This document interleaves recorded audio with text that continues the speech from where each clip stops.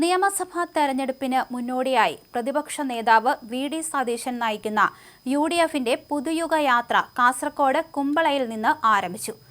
AICC general secretary K C. വേണുഗോപാലാണ് യാത്ര ഉദ്ഘാടനം ചെയ്തത്.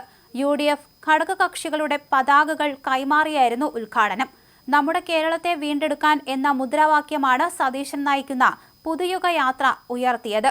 ശബരിമല സ്വർണ്ണക്കൊള്ളയടക്കം പിണറായി സർക്കാരിനെതിരെയുള്ള രാഷ്ട്രീയ പ്രചരണം കൂടുതൽ ശക്തമാക്കുകയാണ് യാത്രയിലൂടെ യു.ഡി.എഫ് ലക്ഷ്യമിടുന്നത്.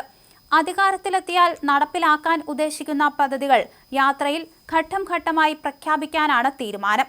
നിയമസഭാ തെരഞ്ഞെടുപ്പിന് മുന്നോടിയായി യു.ഡി.എഫ് നടത്തുന്ന പുതുയുഗ യാത്രയ്ക്കിടെ CPM-നെയും മുഖ്യമന്ത്രിക്കുമെതിരെയും പ്രതിപക്ഷ നേതാവ് വി.ഡി. സതീശൻ രംഗത്ത് വന്നിരുന്നു. CPM വർഗീയത പഠിപ്പിക്കാൻ വരേണ്ടെന്നും പാർലമെന്റ് തെരഞ്ഞെടുപ്പ് വരെ ന്യൂനപക്ഷ പ്രീണനം നടത്തിയവർ ഇപ്പോൾ ഭൂരിപക്ഷ പ്രീണനത്തിലാണെന്നും അദ്ദേഹം കുറ്റപ്പെടുത്തുകയും ചെയ്തു. യു.ഡി.എഫ് 100 സീറ്റുകൾ നേടുമെന്ന് താൻ പറഞ്ഞപ്പോൾ മുഖ്യമന്ത്രി 110 സീറ്റുകൾ നേടുമെന്ന് അവകാശപ്പെട്ടതിനെ സതീശൻ പരിഹസിച്ചു. യു.ഡി.എഫ് 100 സീറ്റ് കിട്ടുമെന്ന് പറയുമ്പോൾ അത് അംഗീകരിക്കാൻ ഗോവിന്ദൻ മാഷിന് പ്രയാസമുണ്ടാകും.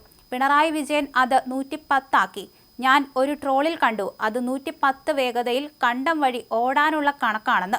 തെരഞ്ഞെടുപ്പ് കഴിയുമ്പോൾ അത് മനസ്സിലാകും, അദ്ദേഹം പറഞ്ഞു.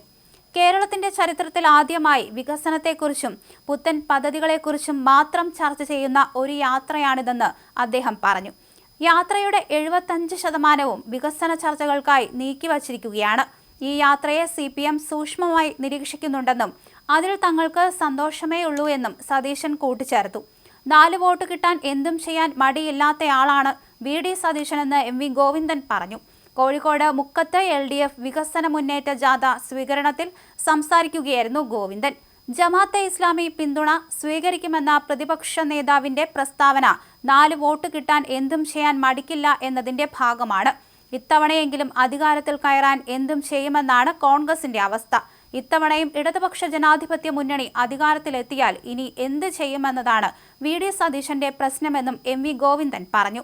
കേരളത്തിന്റെ ചരിത്രത്തിൽ ആദ്യമായി വികസനത്തെക്കുറിച്ചും പുത്തൻ പദ്ധതികളെക്കുറിച്ചും മാത്രം ചർച്ച ചെയ്യുന്ന ഒരു യാത്രയാണിതെന്ന് വി.ഡി. സതീശൻ ഇന്നലെ പറഞ്ഞിരുന്നു. യാത്രയുടെ 75% വികസന ചർച്ചകൾക്കായി നീക്കിവച്ചിരിക്കുകയാണ്.